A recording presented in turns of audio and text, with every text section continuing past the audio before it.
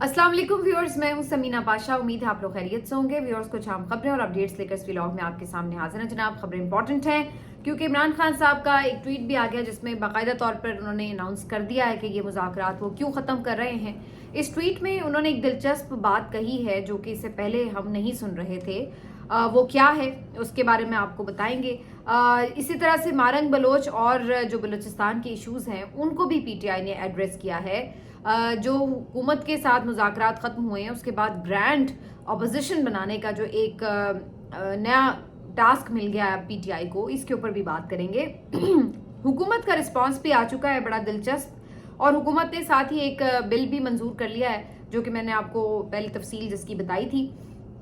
इसके साथ साथ आपको बताएंगे कि सिंध हाई कोर्ट में क्या नया गुल खिला है और वहाँ पर किस तरह से जीए भुट्टो के नारे बुलंद होने वाले हैं, इस पे भी बात करेंगे। और एक मुश्तरका पार्लियामेंट का इजलास कॉल किया गया, इसके मुतालिक भी कुछ एप्रीहेंशंस हैं, उस पर भी बात करेंगे।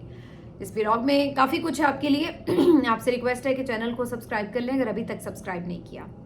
तो बात का आगाज़ यहाँ से करते हैं। इमरान खान साहब ने जो ट्वीट किया है जिसके बारे में कुछ इन्फॉर्मेशन आपको पिछले व्लॉग में भी दे दी थी कि मुज़ाकरात उन्होंने ख़त्म करने का ऐलान किया। उसमें उन्होंने बताया कि वजह क्या है, और इसके साथ साथ उन्होंने कहा कि हमारी डिमांड ये थी कि आप सुप्रीम कोर्ट या, अब ये जो या है ये बड़ा इंपॉर्टेंट है, उन्होंने कहा कि आप सुप्रीम कोर्ट या हाई कोर्ट के जो सीनियर 3 जजेस हैं उन पर मुश्तमिल कमीशन बना दें 9 मई और 26 नवंबर के वाक़यात के लिए।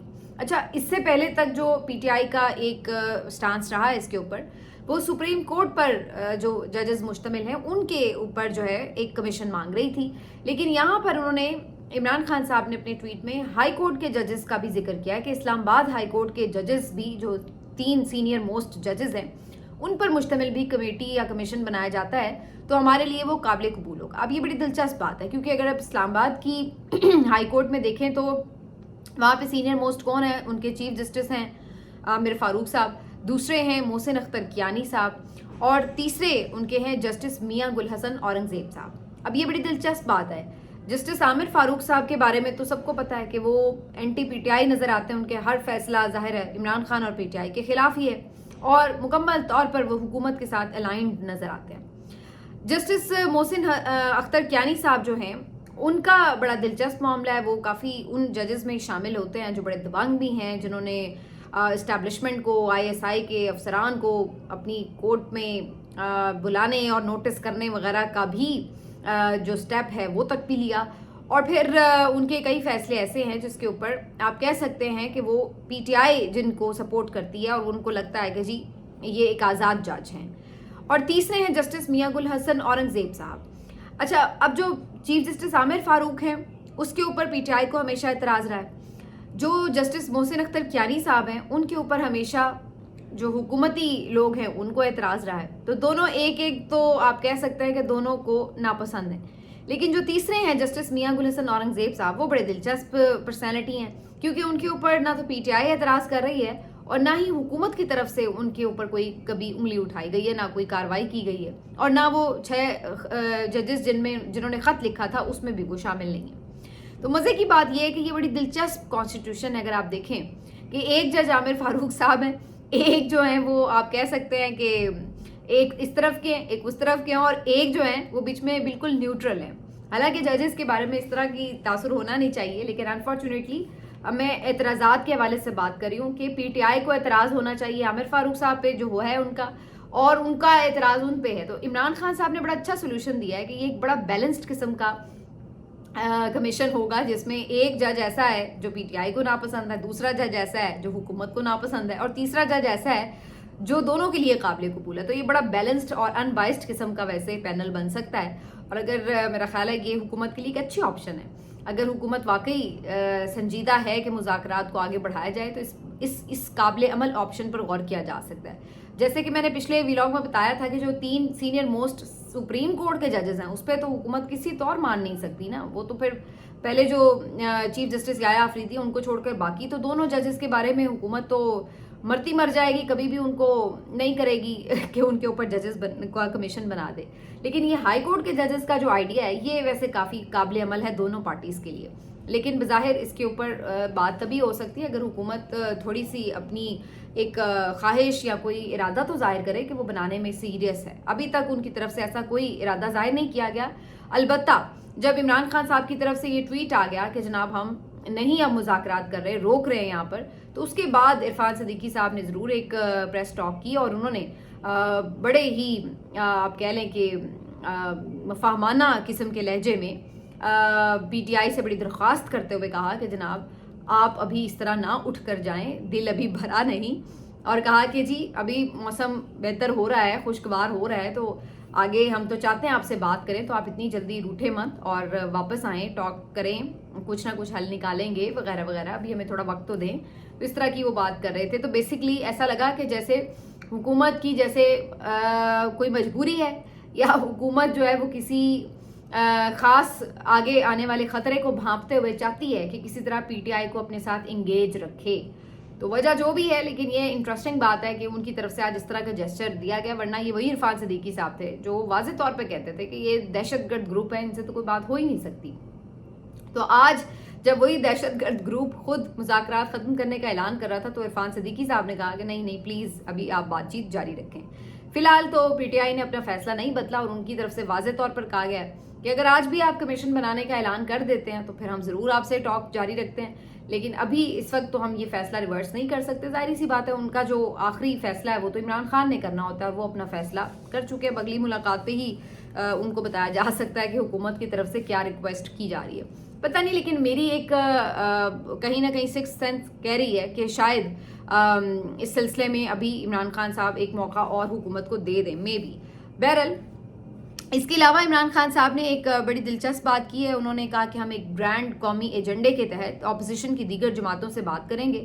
اس سلسلے میں اب JUIF سے بھی اگلے ہفتے میں ملاقاتیں ہونے جا رہی ہیں, اور اس میں جو ہے انہوں نے پہلی دفعہ مہرنگ بلوچ کا ذکر کر کے بلوچستان کے ایشوز کو ایڈریس کرتے ہوئے ان کی بھی بات کرنے کی اس دفعہ تذکرہ کیا ہے.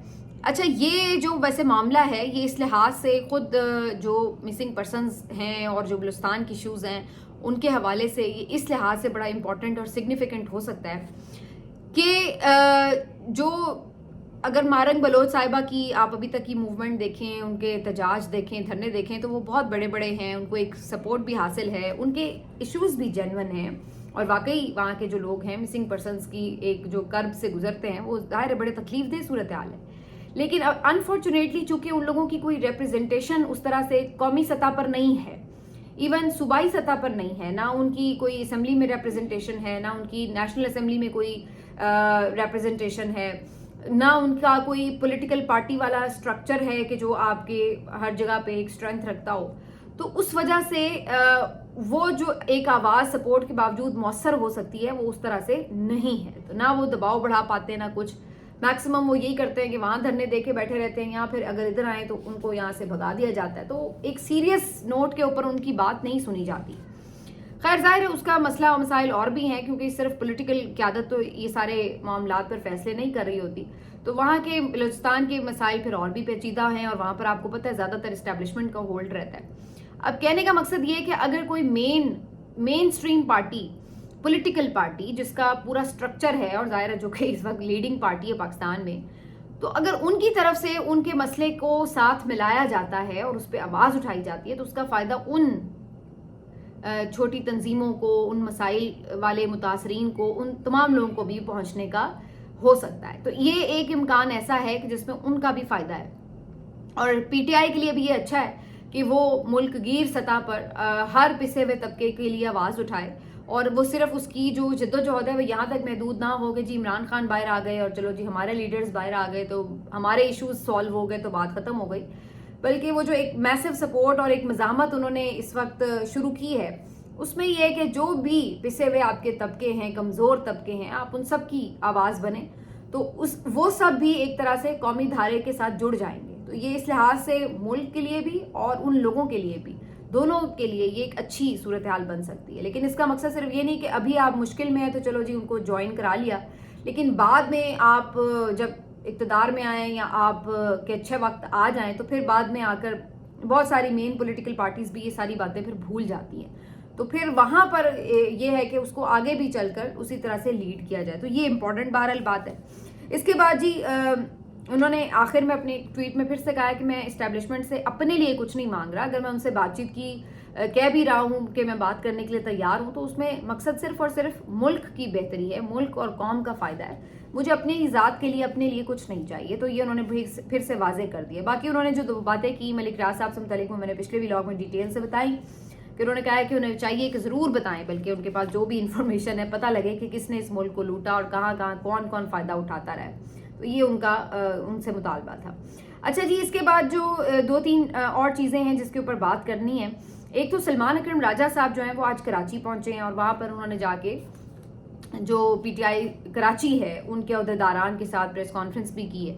یہ بڑی دلچسپ بات ہے اس لیے کہ پی ٹی آئی نے کافی عرصے سے کراچی کو بہت نگلیکٹ کر رکھا تھا اور جو بھی ان کی مین لیڈرشپ ہے وہ ادھر کا رخ ہی نہیں کرتی. اس کی ایک وجہ تو یہ بھی ہے کہ پنجاب میں تو خیر صورتحال آپ کے سامنے ہی ہے اور جو ان کی لیڈرشپ ہے وہ جیل میں. جو خیبر پختونخوا کی لیڈرشپ ہے چونکہ وہی اس وقت مین آپ کو موومنٹ کرتی کوئی بھی نظر آ رہی ہے تو وہ ظاہر ہے ان کا فوکس جو ہے وہ اسلام آباد بھی ہے, ان کا صوبہ بھی ہے, ان کی حکومت بھی ہے اور پارٹی بھی ہے, تو وہ ہر چیز کو دیکھ رہے ہیں.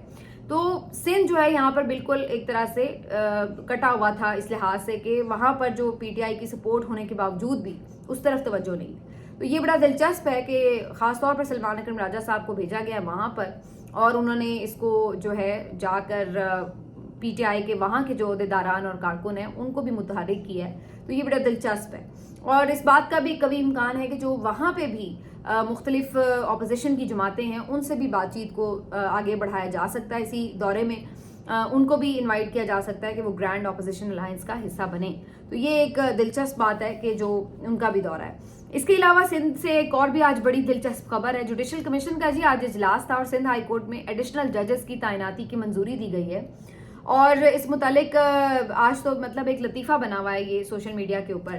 کوئی درجن بھر ججز جو ہیں ایڈیشنل ججز وہ سندھ ہائی کورٹ میں تعینات کرنے کی منظوری دی گئی ہے اور ماشاءاللہ سے اگر ان کے نام وغیرہ دیکھیں, ان کا جو پورا کریئر دیکھیں تو آپ کو اندازہ ہوتا ہے کہ زیادہ تر یہ وہی ہیں جو پیپلز پارٹی کے جالے ہیں, پیپلز پارٹی کے ٹکٹ پر ایون الیکشن تک لڑے ہوئے لوگ ہیں. ان کو بھی جا کے انہوں نے جو ہے وہ جج بھرتی کر دیا ہے سندھ ہائی کورٹ میں. اور کچھ ایسے بھی ہیں بیچ میں ایک دو جہاں پہ پی ایم ایل این کے جو سپورٹرز ہیں. تو کہنے کا مقصد یہ ہے کہ جب یہ جوڈیشل کمیشن بنانے کے اندر ان کی جو پوری ایک سٹرکچر بنایا گیا تھا کہ جی یہ حکومت کے ممبر ہوں گے, یہ اسی وقت جتنے بھی کوئی عدلیہ کی آزادی کے لیے بات کرنے والے لوگ تھے وہ اسی بات پہ سر پیٹ رہے تھے کہ یا آپ بندر کے ہاتھ میں اس طرح دے رہے ہیں یا آپ بندر کے ہاتھ میں ماچس دے رہے ہیں. آپ کرپٹ اپنے جو ہمارے سیاستدان ہیں جن کا ماضی داغدار ہے, جو ہمیشہ ہم دیکھتے جا رہے ہیں کہ ان کی سیاست کیا ہے, بوٹوں تلے پالش کر کے یہ جیتے بغیر آنے والے لوگ اور جو انہوں نے زمینوں پہ قبضے کیے ہیں اور جو کچھ ان کی ایک رہی ہے ہسٹری, سب نہیں بھی ہوں گے لیکن موسٹلی ہوں گے. تو آپ ان کے ہاتھ میں جب یہ پاورز دیں گے کہ جی اپنی مرضی کے ججز بھرتی کریں تو آپ ان سے کیا ایکسپیکٹ کریں. انہوں نے آج تک اپنی پارٹیز میں کبھی لوگوں کو میرٹ پہ اوپر نہیں آنے دیا. انہوں نے کبھی آج تک بیوروکریسی میں لوگوں کو میرٹ پہ اوپر نہیں آنے دیا. یہ مختلف صوبوں میں مختلف دوروں میں حکمران رہے ہیں, انہوں نے کبھی میرٹ کا خیال رکھا ہے. ہمیشہ انہوں نے اپنی کرسی, مفادات, اپنے پیسے, اپنے معاملات انہی کو مقدم رکھا ہے. تو جب ان کے ہاتھ میں اب آپ یہ بھی اختیار دے دیں کہ یہ جج بھی اپنی مرضی کے رکھ سکتے ہیں, ہائی کورٹوں میں تعینات کر سکتے ہیں, سپریم کورٹ میں تعینات کر سکتے ہیں, تو پھر آپ ان سے کیا امید رکھتے ہیں؟ کیا آپ ان سے یہ امید رکھتے ہیں کہ یہ بڑا میرٹ کے اوپر فیصلہ کر کے واقعی جو لوگ ڈیزرو کرتے ہوں, آئین اور قانون کے پاسدار ہوں, ان بائزڈ ہوں, حلف کی پاسداری کرتے ہوں, ایماندار ہوں, ایسے لوگوں کو یہ بھرتی کریں گے؟ یہ تو ظاہر ہے اپنے جالے اور متوالے اور یہ اسی طرح کے لوگ بھرتی کریں گے کہ جو ان کو سرو کر سکیں, جو ان کے مفادات کا تحفظ کر سکیں. اور یہی اب ہم ہوتے ہوئے دیکھ رہے ہیں. اب تو آج تو اتنی سوشل میڈیا کے اوپر پوری ایک مطلب وہ چل رہی تھی کیمپین کہ بھائی اب تو بس یہی رہ گیا کہ جی بھٹو کے نعرے سندھ ہائی کورٹ سے لگنے شروع ہو جائیں گے. تو یہ ایک بہت کھلواڑ کیا گیا ہے. یہ جو انہوں نے 26ویں آئینی ترمیم کر کے یہ جو پاورز ایگزیکٹو کو دی ہیں, بیسیکلی ایک کھلواڑ کر دیا انہوں نے آئین کے ساتھ بھی اور عدلیہ کے ساتھ بھی. اور یہ اب ہم اس کے جو نتائج ہیں آئندہ کئی سال بھگتیں گے. کیونکہ اگر یہ ریورس بھی ہو جائے تو یہ جو تعیناتیاں ہو رہی ہیں یہ اتنی جلدی جان نہیں چھوڑیں گی. تو یہ انہوں نے جو ہے اس وقت ساری غلاظت کی ہے اور یہ پتہ نہیں اب کتنی دیر ہمیں بھگتنی پڑے گی. آخر میں یہ آپ کو میں بتا دوں پارلیمنٹ کا ایک مشترکہ اجلاس بھی بلایا جا رہا ہے اور اس میں بھی کچھ لوگ قیاس رائے کر رہے ہیں کہ شاید جو پریکٹس اینڈ پروسیجر کمیٹی ہے اس میں چونکہ منصور علی شاہ صاحب ابھی تک موجود ہیں اگرچہ ان کے بغیر بھی اجلاس ہوئے چلے جا رہے ہیں تو اس حوالے سے بھی جو یحییٰ آفریدی صاحب کی یہ مشکل ہے اس کو دور کر کے کچھ ایسی اس میں امینڈمنٹ کر دی جائے کہ منصور علی شاہ صاحب کو اس میں سے مائنس کر دیا جائے تاکہ آئندہ بھی جو تھوڑے بہت ججز کے پاس اگر اختیار تھوڑا بہت رہ بھی گیا ہے بینچز کی تشکیل میں تو وہ بھی پریشانی نہ ہو ہمارے فیوریٹ جج یحییٰ آفریدی صاحب کے حوالے سے. تو اس کی قیاس رائے کر رہے ہیں. حکومت تو ابھی یہی کہہ رہی ہے کہ نہیں جی اس میں کوئی خاص ہم قانون سازی نہیں کرنے جا رہے لیکن ہمیشہ یہ یہی کہتے ہیں اور اس کے بعد آپ دیکھتے ہیں کہ چپکے سے وار کر دیتے ہیں. آج بھی انہوں نے اب پیپلز پارٹی نے یہ جو سوشل میڈیا کے اوپر انہوں نے نیا قانون بنایا اس کے اوپر پیپلز پارٹی احتجاج کر رہی تھی اور تنقید بھی کر رہی تھی کہ یہ جی اس طرح ہو گیا اس طرح اور پھر جا کے چپ کر کے ووٹ بھی ڈالا ہی اس کی حمایت میں. اور یہ ہمیشہ یہی منافقت کی سیاست کر رہے ہیں کہ بجٹ کے اوپر بھی شور بھی بچاتے ہیں تنقید بھی کرتے ہیں ہائے ہائے بھی کر دیتے ہیں اور جا کے چپ کر کے ووٹ بھی ڈال آتے ہیں. اسی طریقے سے اور کاموں کے اوپر تنقید بھی کر دیتے ہیں کہ جی ہم تو حکومت کا حصہ نہیں ہے یہ ہیں وہ ہیں یہ غلط کر رہے ہیں اور اس کے بعد جا کے سپورٹ بھی کراتے ہیں. تو یہ ان کا ایک وتیرہ ہے اور اب یہ پکڑے گئے ہیں سب کو پتا ہے کہ یہ اس طرح ہی کر رہے ہیں. اب یہ سوشل میڈیا والے جو انہوں نے پیکا آرڈیننس بنایا ہے جو بھی بل بنایا ہے اس کے اوپر بھی انہوں نے یہی حرکت کی ہے. تو اس بل کے منظور ہونے پہ بہت یہ بات ہو رہی ہے کہ جی اب تو اور لوگوں کا شکنجہ کسا جائے گا. لیکن دیکھیے بات کرنے کے نا 1001 طریقے ہوتے ہیں. آپ ایک طرح بات نہیں کرتے آپ دوسری طرح بات کر لیتے ہیں. اب کوئی آپ ڈائریکٹ بات نہیں کریں گے آپ انڈائریکٹلی بات کر لیں گے. اس میں کون سی ایسی بات جو مطلب عمران خان کا نام لینے پہ پابندی تھی تو کیا اس کا ذکر ہونا بند ہو گیا تھا؟ کوئی قاسم کے ابا کہہ لیتا تھا کوئی قیدی 804 کہہ لیتا تھا کوئی بانی پی ٹی آئی کہنے لگ گیا لیکن ذکر تو اسی کا ہو رہا تھا. اور کون سا بے وقوف ہے اس دنیا میں کہ جس کو نہیں پتا چل رہا تھا کہ بات کس کی ہو رہی ہے. تو ٹھیک ہے نا آپ پابندیاں لگاتے جائیں. ایک بات کہنے کا 1000 طریقہ ہے اور لوگوں کو سمجھ آ جاتی ہے. اب وہ دور تو نہیں ہے کہ جی کوئی سمجھ نہیں پائے گا اگر کوئی بات نہیں ہو پائے گی. تو کیا آپ میکسیمم پہلے آپ نے اتنے قانون بنائے تو آپ نے روک لی تنقید روک لی نہیں روک سکے تو اب آپ روک لیں گے نہیں روک سکتے. تو آپ یہ جو نظریہ یا خیال ہوتا ہے نا یہ کوئی بھی کسی کے بھی ذہن میں وہ ایک خوشبو کی مانند ہے. وہ اپنا راستہ خود بنا لیتا ہے. اس کو لفظوں میں قید کرنے کی ضرورت نہیں ہوتی. وہ کبھی ایک ذریعے سے اور کبھی دوسرے ذریعے سے وہ نکل کے خیال آپ تک پہنچ جاتا ہے. آپ کو وہ یاد ہے نا ایک ویڈیو بنائی تھی اون کھوسا نے بڑی ان کی وہ زبردست ویڈیو تھی چند سیکنڈ کی. وہ صرف اس میں ایکسپریشن تھے کوئی ایک لفظ تک نہیں تھا صرف ایک ایکسپریشن تھا کہ جی آپ پہلے خوفزدہ اور اس کے بعد اچانک وہ خوف جو ہے ان کا اسمائل ایک بہت بڑی اسمائل میں تبدیل ہو جاتا ہے. تو وہ بیسکلی اصل بات ہے کہ میسج آپ کے پاس لفظوں کے اظہار کی اس کو ضرورت نہیں ہوتی. میسج جو ہے وہ کنوے ہو جاتا ہے کسی بھی طرح. یہ بیسکلی صرف یہ ایک چیز کو ثابت کرتی ہے بات کہ آپ کتنی خوفزدہ حکومت ہے. یہ ایک بیسکلی خوفزدہ حکومت ہے اور یہ ہر ایک سے خوفزدہ ہے. یہ سوشل میڈیا سے خوفزدہ ہے ٹیکنالوجی سے خوفزدہ ہے یہ نوجوان نسل سے خوفزدہ ہے یہ ایکس سے خوفزدہ ہے یہ آزاد ججوں سے خوفزدہ ہے یہ آزاد میڈیا سے خوفزدہ ہے آزاد صحافیوں سے خوفزدہ حکومت ہے. یہ ہر قسم کی جس طرح کی بھی آواز ہے اس سے خوفزدہ ہے. یہ بیرون ملک طاقتوں سے خوفزدہ ہے اور تو اور یہ اپنے گناہوں سے بھی خوفزدہ ہیں جو یہ کر بیٹھے ہیں. اور سب سے بڑھ کر یہ ایک جیل میں بیٹھے ہوئے قیدی سے بھی خوفزدہ حکومت ہے. تو اس لیے یہ اس طرح کی حرکتیں کرتے ہیں. اگر آپ لوگوں میں سے کوئی بچوں کو کبھی ویڈیو گیم والے یہ جو ہوتے ہیں بنے ہوئے سینٹرز وہاں پہ لے کے جاتے ہیں ان کو گیمز وغیرہ کھلانے کے لیے تو آپ نے دیکھا ہوگا کہ ایک گیم ہے مجھے اس کا نام نہیں یاد لیکن وہ بڑی دلچسپ سی گیم ہے. وہ گیم کچھ یوں ہے کہ وہ مینڈک ہوتے ہیں تو وہ ایسے سر اٹھا رہے ہوتے ہیں کوئی ادھر سے پھدکتا ہے کوئی ادھر سے اور آپ نے ایک ہیمر سے اس کو مارنا ہوتا ہے. جیسے ہی اس کا سر نکلے آپ اس کو مارتے ہیں زور سے.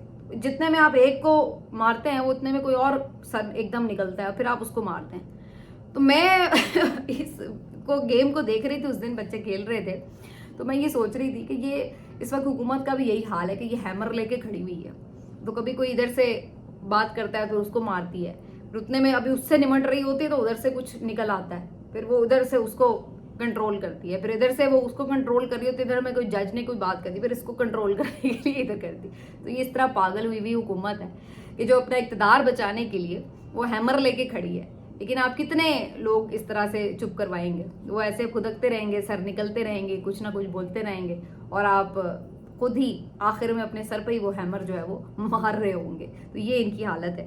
آخر میں صرف ایک بات، جو ولسن انہوں نے جو ابھی فری عمران خان کی ٹویٹ کی تھی، میں ان کے اعداد و شمار دیکھ رہی تھی کہ 14 گھنٹے میں تقریباً آپ کہہ لیں کہ 2.5 ملین لوگوں نے اس کو دیکھ لیا، تقریباً 25 لاکھ کے قریب لوگ اس کو دیکھ چکے ہیں، اور 46,000 کے قریب لوگوں نے اس کو لائک کیا ہے، تقریباً 22,000 کے قریب لوگوں نے اس کو ری پوسٹ کیا ہے، اور 7,000 کے قریب اس کے اوپر کامنٹس آ چکے ہیں.